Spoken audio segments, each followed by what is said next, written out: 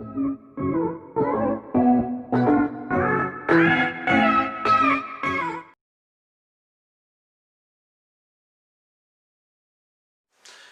दोस्तों, आज हम पढ़ने जा रहे हैं एपीकल्चर यानी मधुमक्खी पालन। अगर हम मधुमक्खी पालन की बात करें तो मधुमक्खी पालन का एपीकल्चर का मतलब क्या होता है? औद्योगिक दृष्टि से शहद व मोम प्राप्त करने के लिए मधुमक्खियों का पालन करना क्या कहलाता है? एपीकल्चर कहलाता है। अगर हम बात करें मधुमक्खी की तो मधुमक्खी एक प्रकार का सामाजिक कीट है जिसके अंदर 3 तरह के प्रभेद मिलते हैं। मधुमक्खी की एक जाति के अंदर मुख्य 3 तरह के क्या होते हैं? प्रभेद पाए जाते हैं। अगर हम प्रभेद की बात करें तो जो नंबर 1 इसका जो प्रभेद होगा वो होता है रानी, मतलब क्वीन। अगर हम क्वीन की बात करें तो एक छत्ते में सिर्फ एक क्वीन प्रेजेंट होती है, एक रानी प्रेजेंट होती है, जो क्या काम करती है? छत्ते के ऊपर नियंत्रण का कार्य करती है। सेकंड प्रभेद की अगर बात करें तो सेकंड होते हैं श्रमिक। श्रमिक जो होते हैं, श्रमिक एक प्रकार की बंधे माताएं होती हैं जो क्या काम करती हैं? जो छत्ते के अधिकांश कार्य होते हैं वो इन श्रमिकों द्वारा ही किए जाते हैं। श्रमिक भोजन के रूप में मकरंद लाते हैं और उस मकरंद को शहद के अंदर परिवर्तित करते हैं। इसके अलावा थर्ड इसका जो प्रभेद होगा वो है नर या फिर ड्रोन। ड्रोन जो होंगे वो एगुणित होंगे, ड्रोन जो होंगे वो हैप्लॉइड होंगे। और अगर इनका काम की बात करें तो इनका जीवन में सिर्फ एक काम होता है, वो होता है रानी को जो निषेचन के लिए शुक्राणु उपलब्ध करवाना। अब हम बात करते हैं इसके वर्गीकरण की यानी क्लासिफिकेशन की। अगर अपन बात करें क्लासिफिकेशन की तो जो मधुमक्खी है उसका जो फाइलम होगा वो फाइलम होगा आर्थ्रोपोडा, यानी जो मधुमक्खी का जो संघ है वो संघ है आर्थ्रोपोडा। आर्थ्रोपोडा संघ की विशेषता क्या होती है? आर्थ्रोपोडा संघ में एक काइटिन का कवच पाया जाता है शरीर के ऊपर। इसके अलावा इनके अंदर क्या होते हैं? संधित उपांग पाए जाते हैं। अगर हम बात करें इसके क्लास यानी इसके वर्ग की तो इसका जो वर्ग होगा वो होगा इंसेक्टा। इंसेक्टा वर्ग क्यों है? एक तो आपको मैं पहले की वीडियो में बता चुका हूँ ये वाली बात कि जो भी कीट होंगे, अभी मैंने आपको कहा मधुमक्खी एक सामाजिक कीट है, तो जितने भी कीट होंगे वो संघ आर्थ्रोपोडा के वर्ग इंसेक्टा के अंदर आते हैं। अब हम बात करते हैं इसके अलावा इसके अंदर क्या होते हैं। इसके अंदर 6 जोड़ी टांगे पाई जाती है, जो कि इंसेक्टा का क्या है? 6 टांगे पाई जाती है, मतलब 3 जोड़ी टांगे पाई जाती है, जो कि क्या है? इंसेक्टा का एक मुख्य लक्षण है। थर्ड पॉइंट हम बात करते हैं जो है इसका ऑर्डर यानी इसका गण। इसका जो गण होगा वो होगा हाइमेनोप्टेरा। इसका जो गण होगा वो होगा हाइमेनोप्टेरा। हाइमेनोप्टेरा गण क्यों है? इसके अंदर मुख्यतः चबाने वाले क्या होते हैं? मुखांग पाए जाते हैं। इसके अलावा हम बात करें चबाने चूसने वाले प्रकार क्या होते हैं? मुखांग पाए जाते हैं। इसके अलावा इसके अंदर कंपाउंड आई भी क्या होती है? प्रेजेंट होती है। नेक्स्ट हम इससे बात करें इसकी फैमिली यानी इसकी कुल की, तो इसका कुल होगा एपीडी। इसका कुल होगा एपीडी तथा इसका वंश जो होगा यानी जीनस जो होगा, जीनस होगा एपिस। इसका जीनस होगा एपिस और इसकी जो जाति है, जाति होगी इंडिका। इसकी जाति जो होगी वो होगी इंडिका। अगर हम बात करें मधुमक्खी की जातियों की तो जो मुख्यतः मधुमक्खी की 4 जातियां पाई जाती है। नंबर 1 है एपिस डोर्सेटा, नंबर 2 है एपिस इंडिका, नंबर 3 है एपिस मेलिफेरा,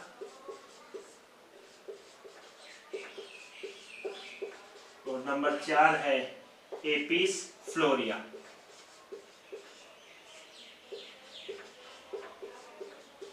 नंबर 4 है एपिस फ्लोरिया। तो ये अपनी मुख्यतः 4 जातियां हैं, Apis dorsata, Apis indica, Apis mellifera और एपिस फ्लोरिया। सबसे पहले अपन बात करते हैं एपिस डोर्सेटा की। तो एपिस डोर्सेटा का जो सामान्य नाम है उसे अपन सारंग मक्खी भी बोलते हैं। एपिस का जो सामान्य नाम है उसे क्या बोलते हैं? सारंग मक्खी। ये क्या है? सबसे बड़ी, मतलब आकार में सबसे बड़ी मक्खी है जिसका आकार लगभग 20 mm तक होता है। इसका जो आकार होता है वो लगभग 20 mm तक होता है। ये जो मक्खी होगी सबसे ज्यादा मात्रा में क्या करती है? शहद बनाती है। अगर हम बात करें इससे तो इसके एक छत्ते से लगभग 15 से 40 किलो तक, इसके एक छत्ते से लगभग 15 से 40 किलो तक क्या होता है? शहद प्राप्त होता है। इसके जो शहद होता है, इसका जो छत्ता होता है वो लगभग 0.90 मीटर से लेकर 1.50 मीटर तक क्या हो सकता है? बड़ा हो सकता है। इसके जो छत्ते का सामान्य आकार होता है वो 0.90 से 1.50 मीटर तक बड़ा हो सकता है। इस मक्खी का पालन नहीं किया जा सकता। क्यों? क्योंकि स्वभाव में बहुत ज्यादा गुस्सैल प्रकार की मक्खी होती है। ये बहुत जल्दी क्या होती है, मतलब आक्रामक हो जाती है और डंक मार देती है। इस कारण इस मक्खी का इतनी ज्यादा मात्रा में शहद बनाने के बाद भी इस मक्खी का पालन नहीं किया जा सकता। जो सेकंड मक्खी है जिसका नाम है एपिस इंडिका, इसे अपन भारतीय मोना मक्खी भी कहते हैं। इस मक्खी का दूसरा नाम क्या है? भारतीय मोना मक्खी। ये जो है ये बहुत ही मतलब शांत या मृदु स्वभाव की मक्खी है। शांत और मृदु स्वभाव की मक्खी है, जिसके छत्ते का आकार लगभग 1 फीट तक का होता है। इसका जो छत्ता होता है वो लगभग 1 फीट के आकार तक का होता है। इस मक्खी की जो साइज होगी वो होगी लगभग 15 mm तक साइज की मक्खी होती है और एक छत्ते से लगभग 3 से 4 किलो, एक छत्ते से लगभग 3 से 4 किलो क्या होता है? शहद प्राप्त होता है। यहां मैं एक बार कंपेरिजन के लिख देता हूं। जैसे देखिए अपन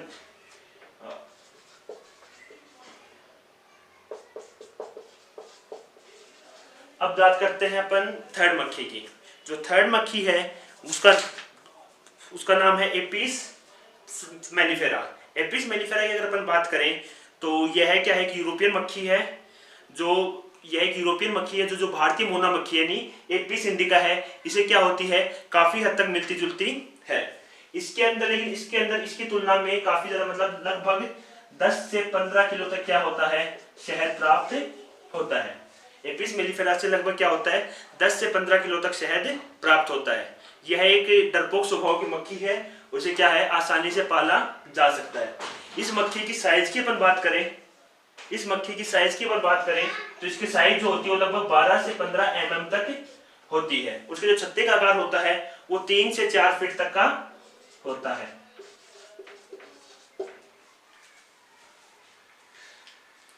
नेक्स्ट जो मक्खी है वो है एपिस फ्लोरिया। अगर हम इसकी बात करें तो इसके जो छत्ते का आकार होगा, ये सबसे छोटे आकार की मक्खी होती है।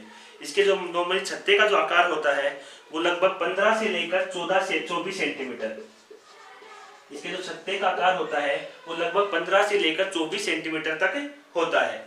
अगर हम इसके आकार की बात करें तो आकार में सबसे छोटे आकार की मक्खी है, जिसका आमाप लगभग 8 mm तक होता है तथा इसे जो शहद प्राप्त होता है उस शहद की मात्रा बहुत कम होती है, जो लगभग 250 ग्राम तक एक छत्ते से क्या होता है? शहद प्राप्त होता है। इसकी खासियत क्या होती है? इससे जो शहद प्राप्त होता है वो सबसे अधिक मीठा शहद होता है।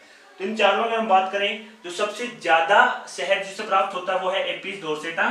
सबसे कम जिसे शहद प्राप्त होता है वह है एपिस फ्लोरिया। अगर हम बात करें जो पालने की दृष्टि से सबसे उपयुक्त मक्खी जो है वह है एपिस मेलिफेरा। लेकिन हम अगर बात करें इंडिया में तो ये यूरोपियन मक्खी है, इंडियन मक्खी नहीं है। तो इंडिया में जो पालने के लिए सबसे उपयुक्त मक्खी है वह है एपिस इंडिका। अब हम बात करते हैं जो पालने की विधियों की। तो जो मधुमक्खी की जो पालने की विधियां हैं वो मुख्यतः 2 विधियां हैं। आज मधुमक्खी को मुख्यतः 2 विधियों से पाला जाता है। नंबर 1 विधि है प्राकृतिक विधि और नंबर 2 विधि है कृत्रिम विधि। मधुमक्खी की पालन विधियां।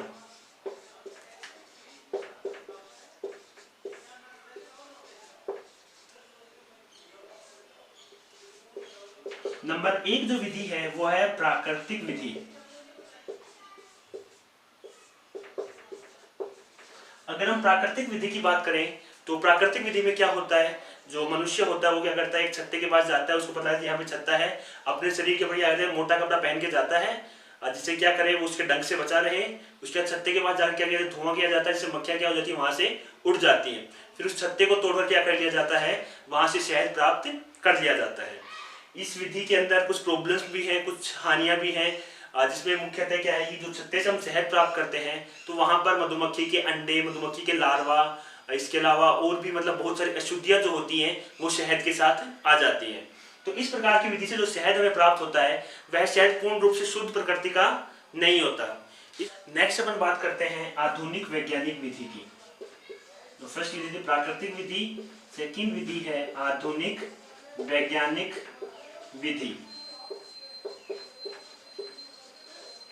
ये जो विधि है ये प्राकृतिक विधि की तुलना में ज्यादा बेहतर है, क्योंकि यहाँ पे क्या होगा हमें ज्यादा मात्रा में क्या होता है शहद प्राप्त होता है तथा यहाँ से जो हमें शहद मिलता है वह शहद क्या होता है ज्यादा शुद्ध भी होता है।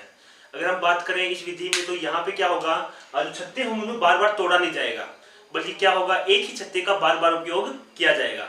एक छत्ता होगा जिसे मधुमक्खियां अगर शहद का निर्माण करेंगी, उस छत्ते से क्या कर लिया जाएगा, शहद को निकाल लिया जाएगा, फिर उसी छत्ते को दोबारा रख दिया जाएगा जहां पर मधुमक्खी क्या करेगी, वापिस से शहद का निर्माण प्रारंभ कर देगी। इससे क्या होगा कि जो मधुमक्खियों को जो बार बार जो छत्ता निर्माण करने की जो उनकी समय या फिर उनकी जो मेहनत जो वेस्ट होती थी, उनकी जो एनर्जी वेस्ट होती थी, वो क्या होती है यहाँ पर बच जाती है। इसके अलावा जो यहाँ पर जो छत्ते की जो देखभाल होगी वो पालनकर्ता के द्वारा ही की जाएगी, जिससे जो विपरीत मौसम से होने वाली हानियां थी, इसके अलावा जो बंदरों या फिर चींटियों द्वारा जो छत्ते को नुकसान पहुंचाया जाता था, उससे भी क्या हो जाती है, छत्ते की सुरक्षा हो जाती है। अब हम बात करते हैं जो वैज्ञानिक विधि है, यहाँ पर जो मधुमक्खी पालन के जो उपकरण होंगे हम उनकी बात करते हैं कि कौन कौन से वो उपकरण होंगे जिसकी सहायता से क्या होगा, मधुमक्खी पालन किया जाता है। तो मधुमक्खी पालन के उपकरण,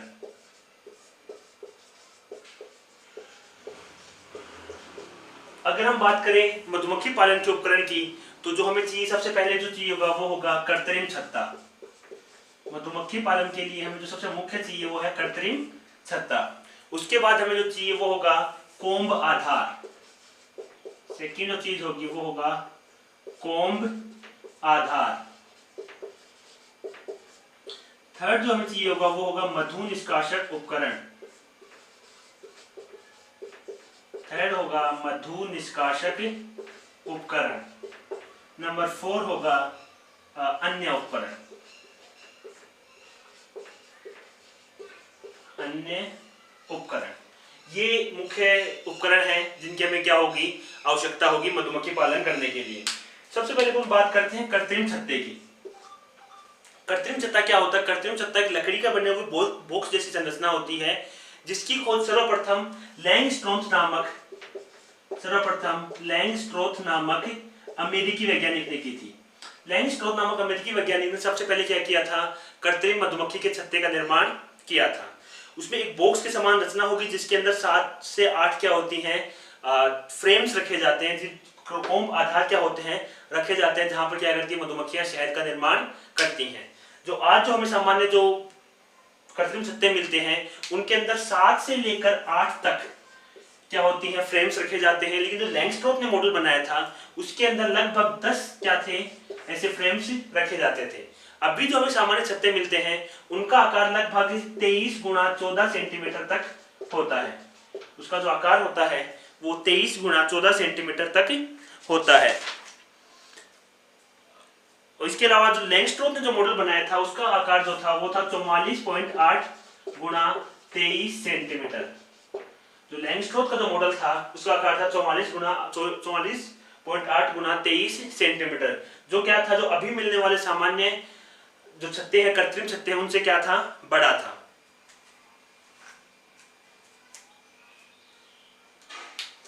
अब सबसे पहले हम बात करते हैं प्रारूपिक कृत्रिम छत्ते की। प्रारूपिक कृत्रिम छत्ता, अगर हम बात करें प्रारूपिक कृत्रिम छत्ते की, तो यह छत्ता क्या होगा, लकड़ी के बॉक्स, लकड़ी का बना हुआ होगा, जिसका रंग सामान्यतः सफेद या फिर पीला होता है।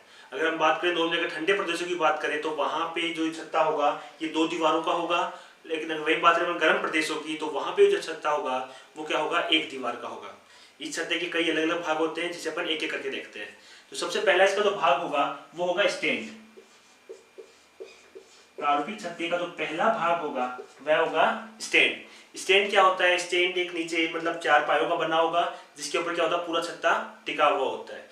इसकी जो चारों टांगे होंगी वो एडजस्टेबल होंगी, यानी समायोजन करने योग्य होंगी। इसका मतलब क्या होता है कि आप चाहो तो उनकी लंबाई को कम या फिर ज्यादा कर सकते हो। जो छत्ते का स्टैंड होगा वो एक साइड से थोड़ा सा झुका हुआ बनाया जाता है, ताकि क्या हो, अगर बारिश हो तो जो पानी होगा वो एक साइड ढलान के कारण बहकर निकल जाए, जो पानी क्या होगा वो छत के ऊपर इकट्ठा नहीं होगा। जो सेकंड पॉइंट है इसका वो है पैंदा या फिर बॉटम। सेकंड जो पॉइंट है वह है पैंदा या फिर बॉटम। तो बॉटम क्या होता है, बॉटम वो आधार होता है जिसके ऊपर क्या होता है, छत्ता टिका हुआ होता है। जिसमें बात करेंगे इस तरह से स्टैंड था, ये 4 टांगे थी, तो यहाँ पर जो आधार टिका हुआ होगा इसे अपन क्या बोलेंगे, पैंदा या फिर बॉटम बोलेंगे। यहाँ से क्या होगा, इस क्षेत्र से क्या होगा, यहाँ पर दो मतलब द्वार भी होंगे जहां से क्या होती है मधुमक्खियां अंदर या फिर जो श्रमिक होंगे वो क्या करेंगे छत्ते के अंदर और बाहर जा सकते हैं। जो थर्ड पॉइंट होगा वो होगा अध्यासन कक्ष। थर्ड जो भाग होगा इसका वो होगा अध्यासन कक्ष या फिर इसे बोलते हैं ब्रूड चैम्बर।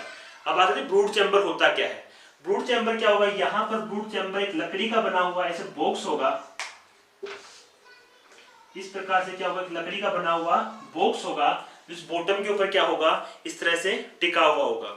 इसके अंदर क्या होता है, इसके अंदर अपन 5 से 10 तक क्या रखते हैं अपन, फ्रेम्स या फिर चौखटे रखते हैं जिसको अपन कोब आधार भी बोलते हैं। वो क्या होंगी, वो इसके अंदर इस प्रकार से क्या होंगी फिट हुई रहेंगी, जिसके अंदर क्या होगा, जिसके अंदर मधुमक्खियां क्या करेंगी शहद का निर्माण करेंगी। अब जो कोम्ब आधार होंगे वो दिखने में कुछ इस तरह से होंगे, जो फ्रेम होंगे वैसे इस प्रकार से होंगे, जिसके अंदर क्या होगा इस प्रकार से षटकोणीय क्या होंगी जालियां बनी होंगी। ये वैसी जालियां होंगी जैसे मधुमक्खी के जो प्राकृतिक छत्ता होता है जो उसके अंदर बनी होती है उस तरह की क्या होंगी जालियां होंगी। इस डायग्राम में आप क्लियरली देख सकते हो ये क्या एक पूरा जो फ्रेम है जिसके अंदर इस प्रकार से जालियां लगी हुई है। यहाँ पे जो आपको षटकोणीय छिद्र दिख रहे हैं इन छिद्रों के अंदर क्या होगा मधुमक्खियां आकर यहाँ पे शहद भरेंगी, उस पर क्या करेंगी मोम की टोपी लगाकर उसको क्या कर देंगी बंद कर देंगी। तो जो इस प्रकार के बहुत सारे फ्रेम इस अध्यासन कक्ष के अंदर क्या होंगे इस प्रकार से लगे हुए होंगे।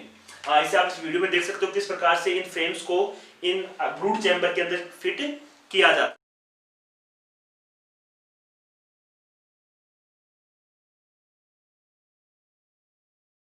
नेक्स्ट अपन बात करते हैं रानी पृथक्करण जाली की। जो नेक्स्ट पॉइंट है, नेक्स्ट भाग है छत्ते का वो है रानी पृथक्करण जाली। अब बात करते हैं रानी पृथक्करण जाली देखो होती क्या। ये जो भी मैंने फ्रेम देखा जहां पर इस प्रकार से क्या थे ये कक्ष बने हुए थे, तो इन कक्षों के जस्ट बाहर क्या होगा एक तरह जाली लगी हुई होगी। उस जाली में क्या होंगे छोटे छोटे छिद्र होंगे। उन छिद्रों का काम क्या होगा, वो छिद्र क्या करेंगे रानी को इससे पार करने से रोकेंगे या फिर रानी को यहां पर आने से रोकेंगे। उन छिद्रों का आकार इतना बड़ा होगा कि वो क्या हो श्रमिक तो उसे आसानी से पार कर सकते हैं लेकिन जो रानी होगी वो उसे पार नहीं कर पाएगी। इसका कारण क्या है, क्योंकि हम जानते हैं कि रानी का जो आकार होता है वह श्रमिकों की तुलना में क्या होता है अपेक्षाकृत बड़ा होता है। तो उन छिद्रों का आकार सिर्फ इतना है कि श्रमिक तो निकल सकते हैं वहां से लेकिन जो रानी होगी वो उस रानी पृथक्करण जाली से क्या नहीं हो पाएगी पार नहीं कर पाएगी। इसके बाद नेक्स्ट जो भाग होता है वह होता है मधु प्रकोष्ठ। मधु प्रकोष्ठ मधु प्रकोष्ठ छत्ते का वो भाग है जहां पर श्रमिक क्या करते हैं परागकण और मकरंद लेकर आते हैं, उन्हें शहद में परिवर्तित करते हैं और उन्हें वहां पर उन मधु प्रकोष्ठों के अंदर उसे भर देते हैं। उसके बाद जब हम बात करते हैं नेक्स्ट ऊपरी कक्ष की, जो नेक्स्ट अपना जो छठा भाग है वह है ऊपरी कक्ष। ऊपरी कक्ष, अभी ऊपरी कक्ष क्या होता है, जो अपना जो छत्ता है उसके ऊपर क्या होगा एक ऐसे प्लेट नुमा संरचना होगी। उस संरचना काम क्या होगा, जैसे अपन जानते हैं कि जो मधुमक्खियां होती है वो अपने भोजन के लिए फूलों के ऊपर निर्भर रहती हैं, वहां फूलों से क्या करती है परागण प्राप्त करती हैं। लेकिन हम जानते हैं कि जैसे हर समय फूल उपलब्ध नहीं होते या फिर उस मात्रा में उपलब्ध नहीं होते जितनी हमारे पास मधुमक्खियां हैं, तो उस कंडीशन में उस स्थिति में क्या किया जाता है मधुमक्खियों को कृत्रिम रूप से भोजन दिया जाता है। उस भोजन की सहायता से वो क्या करेंगे, वो लगातार शहद का निर्माण करती रहेंगी और हमें क्या होगा लगातार शहद प्राप्त होता रहेगा। वो जो भोजन होगा वो भोजन होगा जो उसमें 2/3 चीनी और 1/3 पानी का वो क्या होगा घोल होगा। उस भोजन को इस ऊपरी कक्ष में ही क्या किया जाता है रखा जाता है। और जैसे ही हम जैसे नई कॉलोनी स्टार्ट करते हैं तो उस टाइम स्टार्टिंग में भी क्या दिया जाता है, जो छोटे जो भ्रूण है या फिर जो छोटे लार्वा मक्खियां हैं उन्हें भी क्या किया जाता है इस प्रकार का कृत्रिम भोजन दिया जाता है। इसके अलावा जब भी भोजन की कमी होती है उस समय भी क्या होता है मक्खियों को इस तरह का कृत्रिम भोजन दिया जाता है। नेक्स्ट जो पार्ट है लास्ट पार्ट है वह है छत। जो सातवां भाग है छत्ते का वह है छत। छत क्या होगी, जो ऊपरी कक्ष के ऊपर एक छत होगी जो क्या काम करेगी छत्ते की विपरीत मौसम से क्या करेगी सुरक्षा करेगी। नेक्स्ट अपन बात करते हैं मधु निष्काशक उपकरण की। तो जैसी मान लीजिए अपने प्रारूपिक छत्ते से में क्या होगा उसके अंदर मधुमक्खियां रहेंगी और वो क्या करेंगी शहद बनाएंगी। उस शहद को अपने क्या करना है प्राप्त भी करना है, तो शहद प्राप्त किया जाएगा मधु निष्काशक उपकरण की सहायता से। शहद हमें मधु निष्काशक उपकरण की सहायता से क्या होगा प्राप्त होगा। तो मधु निष्कासक उपकरण होता क्या है? ये एक ऐसे ड्रम के समान संरचना होती है जिसके बीचों बीच क्या होता है, एक रोड लगी हुई होती है। उस रोड के चारों तरफ क्या कर दिया जाएगा, जो अपने फ्रेम्स थे उन फ्रेम्स को लगा दिया जाएगा। तो जो संरचना होगी कुछ इस तरह से होगी। ये एक ड्रम होगा, इस ड्रम के अंदर क्या होगा, इस तरह से एक रोड लगी हुई होगी जिसके चारों ओर इस तरह से क्या कर दिया जाएगा, फ्रेम को लगा दिया जाएगा। इस तरह से क्या कर दिया जाएगा, फ्रेम को लगा दिया जाएगा। यहाँ पर नीचे एक टोटी होगी जहां से क्या होगा, हमें शहद प्राप्त होगा। तो शहद प्राप्त करने के बाद करते क्या है, जो ये होगा इसे तेजी से क्या होता है, इस प्रकार से घुमाया जाता है। घुमाने से क्या होगा, ये लगातार घूमेगा, जो फ्रेम्स होंगी वो भी क्या होंगे, गोल गोल घूमेंगी। तो इतनी तेज गति से घूमने के कारण इन फ्रेम्स के अंदर जो शहद था उस शहद पर एक बल काम करेगा, जिसे अपन बोलते हैं सेंट्रीफ्यूगल बल या फिर अपकेंद्रणी बल। अपकेंद्रणी बल, अपकेंद्रणी बल कौन सा होता है, तो लगातार तेज घूमने के कारण जो बल केंद्र से दूसरी तरफ लगे, केंद्र से विपरीत दिशा में लगे, वो बल कौन सा होता है, अपकेंद्रणी बल। तो इस अपकेंद्रणी बल के कारण इस फ्रेम से क्या होगा, शहद निकलकर ड्रम की दीवार से टकराएगा और नीचे क्या होगा, इस प्रकार से इकट्ठा होता जाएगा। इस प्रकार से क्या होगा, लगातार इकट्ठा होता जाएगा और उसके बाद क्या होगा, चोटी से क्या किया जाएगा, उस शहद को प्राप्त कर लिया जाएगा। इस वीडियो में आप क्लियरली देख सकते हो क्या हो रहा है। यहाँ पे ये फ्रेम्स है जो इसके हैंडल के इस रोड के बीचों बीच लगी हुई है और तेज घूमने के कारण क्या हो रहा है, यहाँ से शहद निकल कर क्या हो रहा है, हमें प्राप्त हो रहा है।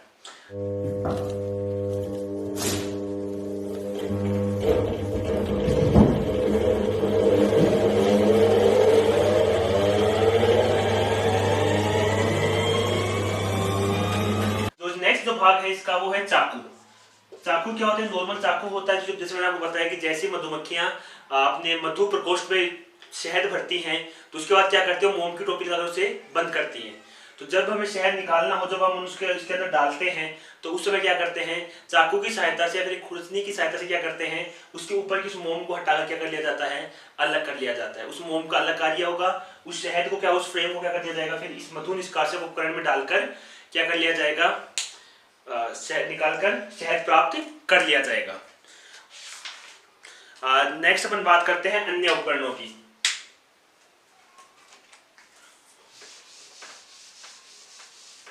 अन्य उपकरण, तो इन सब के अलावा हमें कुछ अन्य उपकरणों की भी आवश्यकता होगी जो मधुमक्खी पालन में क्या करेंगे, हमारी सहायता करेंगे।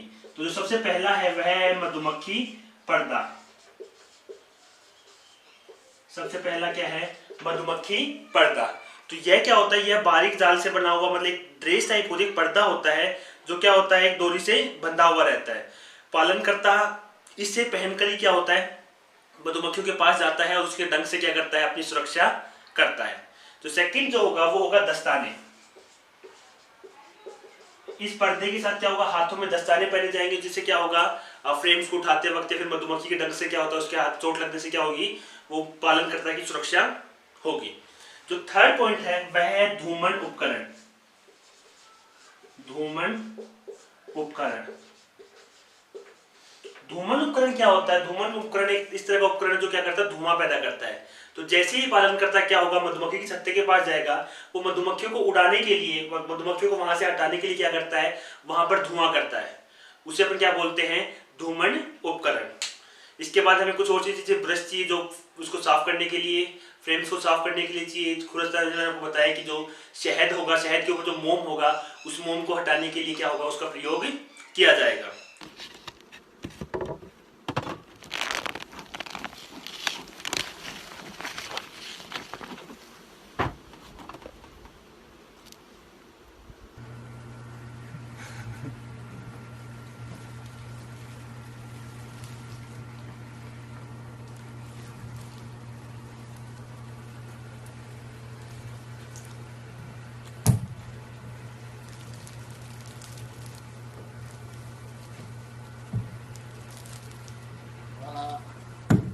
अब नेक्स्ट पॉइंट है मधुमक्खी पकड़ना व पालना।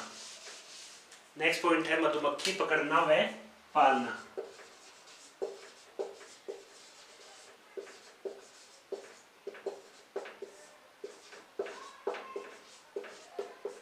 देखो, इसमें क्या होगा कि जब अपन मान नई छत्ते की स्टार्ट करेंगे, फिर अपने को मधुमक्खी पालन स्टार्ट करना है, तो मधुमक्खी सबसे पहले कब पकड़ेंगे, जिस समय मानो मधुमक्खी अवलंदन कर रही होती है, उस समय क्या करते हैं, जहाँ पर मधुमक्खी के आने जाने का स्थान होता है वहां पर अपन क्या करते हैं, एक जाल के अंदर थोड़ा सा शहद लाकर रख देते हैं।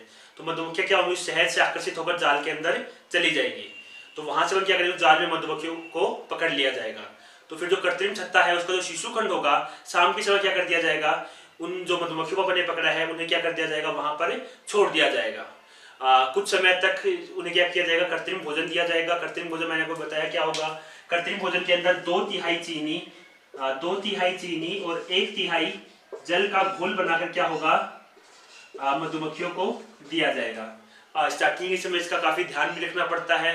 जब अपन कोई भी छत्ता स्टार्ट करते हैं तो उसके अंदर क्या होगा, एक रानी मक्खी और कुछ श्रमिकों को लाकर क्या की जाती है, छत्ते की शुरुआत की जाती है। जब हम कृत्रिम रूप से मधुमक्खियों का पालन करते हैं तो उस समय हमें क्या करना होता है, जो रानी मक्खी होती है उसको प्रतिवर्ष बदलना पड़ता है। अगर रानी मक्खी को प्रतिवर्ष अगर हम नहीं बदलेंगे तो जो हमारा उद्योग है उस पर क्या पड़ेगा, विपरीत प्रभाव पड़ेगा। और किस प्रकार से पड़ेगा कि जो मधुमक्खी की कार्य करने की क्षमता है वो क्या होती जाएगी, कम होती जाएगी। इसलिए अगर हमें कार्य क्षमता को नियमित रखना है तो क्या करना होगा, उस जो छत्ते की रानी मक्खी होगी उसे हर वर्ष क्या होगा, बदलना पड़ेगा। उसके अलावा हम बात करें तो अगर हमें नई रानी मक्खी को छत्ते में पहुंचाना हो तो हम कैसे पहुंचाएंगे, कि नई रानी मक्खी लेंगे, उसके उसी छत्ते का थोड़ा शहद उसके देह पर लगाकर उस छत्ते के पास क्या कर दिया जाता है, छोड़ दिया जाता है। नेक्स्ट हम बात करते हैं कृत्रिम छत्ते की देखभाल की।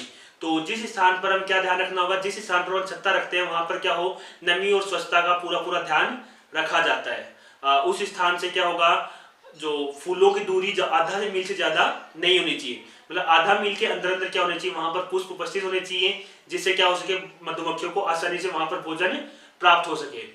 आपने मौसम के हिसाब से क्या होगा, एक दीवार या फिर 2 दीवार वाले छत्ते का क्या करना चाहिए, चयन करना चाहिए। मैंने अभी आपको बताया कि अगर मौसम सर्द है, मौसम है यानी ठंडे प्रदेश में आप रह रहे हैं, तो वहां पर जो मधुमक्खी का जो छत्ता होगा वो 2 दीवार वाला होगा। और अगर गर्म प्रदेश में रह रहे हैं तो वहां पर जो मधुमक्खी का छत्ता होगा वो 1 दीवार वाला होगा। इसके अलावा पालनकर्ता को मधुमक्खी के जीवन के बारे में क्या होनी चाहिए, संपूर्ण जानकारी होनी चाहिए। इसके अलावा ध्यान दिया जाता है कि एक छत्ते में एक ही रानी रहे। अगर एक से अधिक रानी बन जाती है वहां पर तो क्या कर दिया जाएगा, एक रानी को वहां से निकाल दिया जाएगा। इसके अलावा हम बात करें तो जो छत्ते के पास भोजन की कमी नहीं होनी चाहिए। अगर मान लीजिए भोजन की कमी होती है तो उस स्थिति में जो मधुमक्खी को कृत्रिम भोजन क्या किया जाना चाहिए, उपलब्ध करवाया जाना चाहिए। इसके अलावा छत्ते के आसपास क्या होना चाहिए, स्वच्छ जल का स्रोत भी उपस्थित होना चाहिए। ये थे कुछ सावधानियां या फिर कुछ देखभाल। इसके बाद हम बात करते हैं जो उत्पाद की, मधुमक्खी पालन से हमें क्या क्या उत्पाद प्राप्त होते हैं। तो अगर हम बात करें उत्पाद की तो मधुमक्खी पालन का जो सबसे मुख्य उत्पाद है वह है शहद। मधुमक्खी पालन का जो सबसे मुख्य उत्पाद है वह है शहद। मधुमक्खियों को मुख्यतः किसके लिए पाला जाता है, शहद के लिए ही पाला जाता है। मधुमक्खियां क्या करती हैं, जो श्रमिक मधुमक्खियां होंगी वो फूलों से मकरंद और परागकण ग्रहण करती हैं और उन्हें अपने अन्नपुट के अंदर क्या कर लेती हैं, संग्रहित कर लेती हैं। अन्नपुट के अंदर उसके अंदर जो क्या नाम है, लार मिलाई जाएगी तथा कुछ पाचक एंजाइम्स भी क्या होंगे वहां पर मिलाए जाएंगे। उन पाचक एंजाइम्स और लार के प्रभाव से जो मकरंद था वो क्या होगा, शहद के अंदर परिवर्तित हो जाएगा। फिर वो श्रमिक मधुमक्खियां छत्ते पर लौट कर आएंगी और उस शहद को क्या किया जाएगा, छत्ते के अंदर जो छत्ते के अंदर मधु प्रकोष्ठ थे उनके अंदर क्या कर दिया जाएगा, स्थानांतरित कर दिया जाएगा। इसके अलावा जो श्रमिक मधुमक्खियां हैं उनके जो उदर भाग में मोम ग्रंथियां भी पाई जाती हैं। तो जैसे ही उन्हें मधु प्रकोष्ठ को शहद से भरा, वो मोम ग्रंथियों की सहायता से क्या करेंगे, मोम बनाएंगी और उस छत्ते को, उस मधु प्रकोष्ठ को क्या कर दिया जाएगा, बंद कर दिया जाएगा। अब हम बात करते हैं शहद के रासायनिक संगठन की। तो शहद के रासायनिक संगठन बात करें तो शहद में कुछ प्रकार की क्या मिलती हैं, कुछ मुख्य शर्कराएं मिलती है। अपन बात करें सबसे पहले है फ्रक्टोज, जो सबसे अधिक 41% क्या मिलती है, फ्रक्टोज शर्करा पाई जाती है। फ्रक्टोज शर्करा अपन जानते हैं, इसे अपन फल शर्करा भी कहते हैं। सेकंड है ग्लूकोज, जो कितना मिलता है, लगभग 35% तक क्या होता है इसके अंदर ग्लूकोज पाया जाता है। सुक्रोज होगा लगभग 1.9% और डेक्सट्रोज होगा वो होगा लगभग 1.5% तक क्या होगा, डेक्सट्रोज पाया जाएगा। तो ये जो मुख्य 4 शर्कराएं होती है जो क्या होती है शहद के अंदर प्रेजेंट होती है। इसके अलावा इसके अंदर कुछ मात्रा में खनिज लवण 3.3%, बहुत कम मात्रा में प्रोटीन 0.18% और 17 से 20% तक क्या पाया जाता है, जल पाया जाता है। इसके अलावा इसमें 2% तक कुछ एंजाइम उपस्थित होते हैं तथा कुछ विटामिन जैसे B2, B6, C और D विटामिन भी क्या होते हैं, बहुत अति सूक्ष्म मात्रा के अंदर पाए जाते हैं।